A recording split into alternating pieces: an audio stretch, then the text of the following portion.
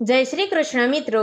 તો આજની આપણી આ અતિશય રોચક અને આધ્યાત્મિક યાત્રામાં આપણે જાણીશું એક એવી સત્ય ઘટના વિશે જ્યારે તુલસીદાસજી જેવા મહાન રામ ભક્તને મળે છે સ્વયં પવનપુત્ર હનુમાનજી. એક એવી ક્ષણ જ્યાં ભક્ત અને ભગવાન વચ્ચે થાય છે જીવંત મિલાપ. શું તમે જાણો છો કે હનુમાનજી દરરોજ રક્તપિત્ત જેવા વેશભૂષામાં તુલસીદાસજીની રામકથા સાંભળવા આવતા હતા? શું તમે જાણો છો કે એક અનોખો આત્મા તુલસીદાસને હનુમાનજી સુધી પહોંચાડે છે? ચાલો તો આજના આ ભાગમાં કરીએ તુલસીદાસ, પ્રેત અને હનુમાનજી વચ્ચેનો આધ્યાત્મિક મિલાપનો પ્રસંગ. તુલસીદાસજી જે રામ ભક્તિ માટે જાણીતા છે, એક એવા સંત હતા જેમણે જીવનમાં રામ નામ સિવાય બીજું કશું જ માન્યું નથી.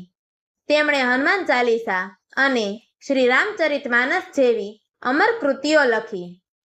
પરંતુ શું તમે જાણો છો કે તેઓએ માત્ર કલ્પનામાં જ નહીં, સ્વયં હનુમાનજી અને શ્રીરામના જીવંત દર્શન પણ કર્યા હતા? વારાણસી પાસેના ઘાટ નજીક તુલસીદાસજી દરરોજ વહેલી સવારે નદીમાં સ્નાન કરવા જતા અને પોતાના ઘડામાં પાણી ભરી લાવતા.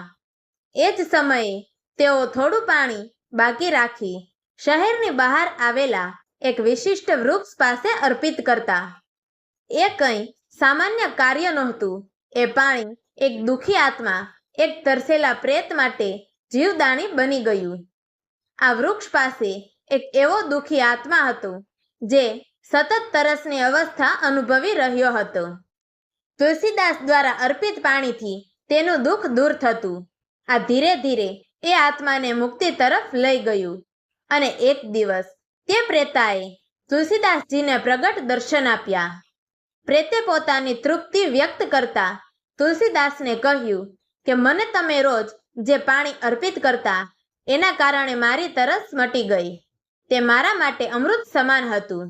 હવે હું તમારો ઋણી છું. માગો, જે માગવું હોય તે માગો.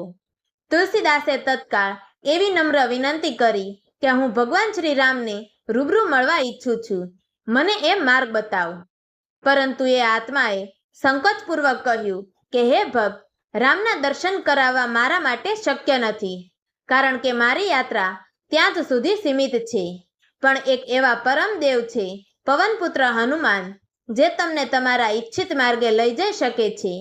આ પછી પ્રેતે તુલસીદાસને એક અત્યંત અગમ્ય રહસ્ય વિશે કહ્યું કે તમે રોજ વારાણસીમાં જે રામકથા કરો છો તેમાં સૌથી પહેલા આવનાર અને અંત સુધી બેસનાર એક વૃદ્ધ વ્યક્તિ રક્તપિત્ત તરીકે દેખાય છે.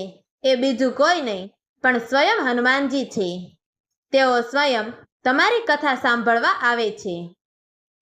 આ ખુલાસા પછી તુલસીદાસજી અત્યંત ઉત્સાહિત થયા અને તેમણે આગલા દિવસે પોતાની કથાના દરબારમાં આવનાર દરેક વ્યક્તિને એક નજરે જોવાનું શરૂ કર્યું. તેમનું ધ્યાન તત્કાળ એક વૃદ્ધ વ્યક્તિ તરફ ગયું જે કથા સાંભળવા સૌથી પહેલા આવ્યા. તેમણે ઝીણવટભરી આંખે કથા સાંભળી અને બધાને વિદાય આપ્યા પછી અંત સુધી બેસી રહ્યા. જેમ જ કથા પૂરી થઈ, તેઓ ઊભા થયા અને જંગલ તરફ ચાલ્યા. તુલસીદાસ તેમને શાંતિપૂર્વક અનુસરીને જ્યાં આજે સંકટમોચન હનુમાનજીનું મંદિર છે એ સ્થાને પહોંચ્યા. જંગલમાં પહોંચીને તુલસીદાસે તેમની સામે ઊભેલા વૃદ્ધના પગ મજબૂતીથી પકડી લીધા અને બોલ્યા કે હું જાણું છું કે તમે કોણ છો. તમે મારાથી છૂટી શકશો નહીં. તમે સ્વયં હનુમાનજી છો. પ્રથમ તો વૃદ્ધ વ્યક્તિએ આ વાતનો ઇનકાર કર્યો અને પોતાને એક સામાન્ય વૃદ્ધ જણાવવાનો પ્રયાસ કર્યો. પણ તુલસીદાસનો ભક્તિપૂર્વકનો દબાવ એટલો ઊંડો હતો કે અંતે હનુમાનજીએ પોતાનું દિવ્ય રૂપ દર્શાવ્યું. તુલસીદાસ ભાવવિભોર થઈને હનુમાનજીના ચરણોમાં નમી ગયા. હનુમાનજીએ તેમને આશીર્વાદ આપ્યા અને પ્રેમપૂર્વક પૂછ્યું કે બોલો તુલસીદાસ, શું જોઈએ છે તમારે? તુલસીદાસે કહ્યું કે મારે રૂબરૂ શ્રીરામના દર્શન કરવા છે. મારી આ ઈચ્છા પૂરી કરો. હનુમાનજીએ પ્રસન્ન થઈને કહ્યું કે તમારે ચિત્રકૂટ જવું પડશે.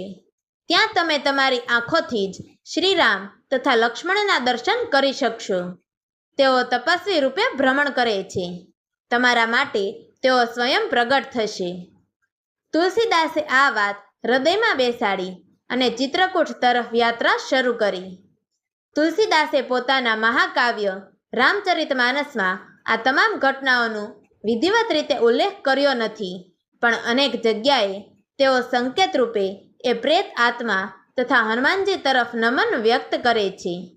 મિત્રો, આ કથા આપણને શીખવે છે કે સાચી ભક્તિ હોય, સાચો સંકલ્પ હોય તો ભગવાન સ્વયં ભક્ત પાસે આવી જાય છે.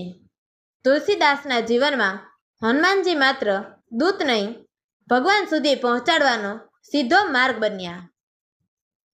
તો હવે પછીના ભાગમાં આપણે જાણીશું કે તુલસીદાસને ભગવાન શ્રી રામના દર્શન કેવી રીતે થાય છે.